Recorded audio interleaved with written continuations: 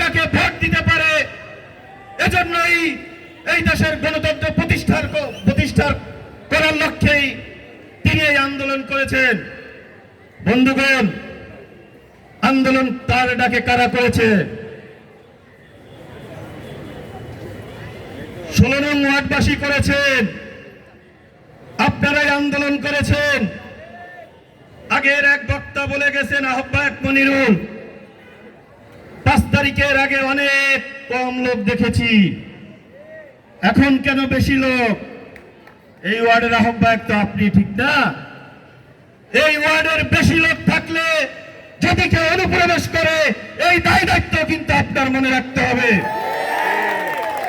আমরা বেশি লোক দিয়ে কর্মী সভা করতে চাই না, আমরা কম লোক দিয়ে আন্দোলন করেছি।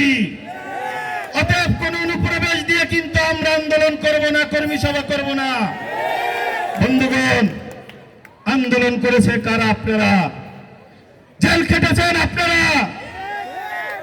রাস্তা অবরোধ করেছেন আপনারা, পুলিশ হয়রানি করেছে আপনাদের, পুলিশ বাড়ি বাড়ি গিয়ে তল্লাশি করেছে, পুলিশ আপনাকে পায় নাই, আপনার বাপকে ধরে এনেছে, আপনার বাপকে পায় নাই, আপনার ভাইকে ধরে এনেছে।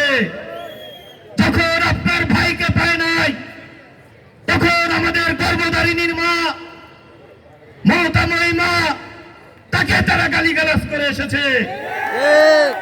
কিন্তু আপনারা অনুপ্রবেশকারীদেরকে ঢুকিয়ে রাজনীতি করবেন, আমরা মহানগরের নেতৃবৃন্দ কখনো এটা হতে দিব না, ইনশাআল্লাহ। ঠিক যারা 28 তারিখের পরে আন্দোলন সংগ্রামে মাঠে ছিল, তারাই রাজনীতি করবে এবং তাদের দিয়ে কমিটি হবে, ইনশাআল্লাহ। বন্ধুগণ, আমরা মহানগর উত্তর নেতৃবৃন্দ যখনই কাফরুল থানাকে প্রোগ্রাম থ্রো করেছি, আজকে বুঝতে পারলাম বাবু এবং শাহিন যুগ্ম আহ্বায়ক বিন্দু যারা আছেন, আক্তার সহ